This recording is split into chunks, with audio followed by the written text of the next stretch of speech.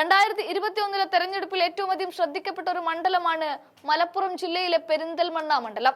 വെറും 38 വോട്ടിനാണ് അന്ന് മുസ്ലിം ലീഗിന്റെ സ്ഥാനാർത്ഥിയായ നജീബ് കാന്തപുരം ഇടതുപക്ഷ സ്വതന്ത്ര സ്ഥാനാർത്ഥിയായ KP മുസ്തഫയെ പരാജയപ്പെടുത്തിയത്. 2021 വരെ മഞ്ഞളാംകുഴി അലി വിജയിച്ച സീറ്റിൽ 2021 കഷ്ടിച്ചാണെങ്കിലും നജീബ് കാന്തപുരം വിജയിക്കുകയായിരുന്നു.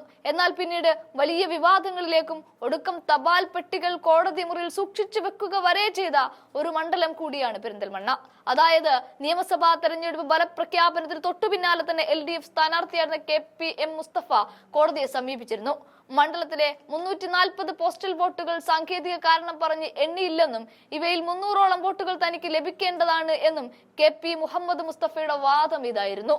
കോടതി നിർദ്ദേശിച്ചതിനെ തുടർന്ന് നടത്തിയ പരിശോധനയിൽ പെരിന്തൽമണ്ണ സബ് ട്രഷറിയിൽ സൂക്ഷിച്ച പെട്ടികൾ കാണാതായതും വലിയ വിവാദമായിരുന്നു. വ്യാപകമായ തിരച്ചിലിനൊടുവിൽ മലപ്പുറം സബ് രജിസ്ട്രാർ ഓഫീസിൽ നിന്നാണ് ബാലറ്റ് പേപ്പറുകൾ സൂക്ഷിച്ച പെട്ടികൾ കണ്ടെത്തിയത്. തദ്ദേശ തെരഞ്ഞെടുപ്പുമായി ബന്ധപ്പെട്ട രേഖകൾ സബ് ട്രഷറിയിൽ നീക്കം ചെയ്തപ്പോൾ പെരിന്തൽമണ്ണ തെരഞ്ഞെടുപ്പിലെ ബാലറ്റുകൾ അബദ്ധത്തിൽ മാറ്റിയതാണ് എന്നായിരുന്നു അന്ന് നൽകിയ വിശദീകരണം. കാര്യങ്ങൾ ഇങ്ങനെയൊക്കെയാണ് സംഭവിച്ചത് എങ്കിലും നജീബ് കാന്തപുരം പിന്നീട് അങ്ങോട്ട് നിയമസഭയിൽ കസറുന്ന കാഴ്ചയ്ക്കും പെരിന്തൽമണ്ണയും കേരളവും മുഴുവൻ സാക്ഷിയായതാണ്. ഇന്നിപ്പോൾ മത്സരിച്ചാൽ 38 വോട്ടിന് പകരം 38,000 വോട്ടിന്റെ ഭൂരിപക്ഷത്തിനും നജീബ് കാന്തപുരം വിജയിക്കുമെന്ന് പറയുന്നവരാണ് കൂടുതൽ പേരും. ഉമ്മൻചാണ്ടിയുടെ 13ാം നിയമസഭയ്ക്കു ശേഷം പിണറായി അധികാരത്തിൽ വന്ന 2016 ഈ മണ്ഡലത്തിൽ മത്സരിക്കുകയും വിജയിക്കുകയും ചെയ്തത് മഞ്ഞളാംകുഴി അലിയായിരുന്നു.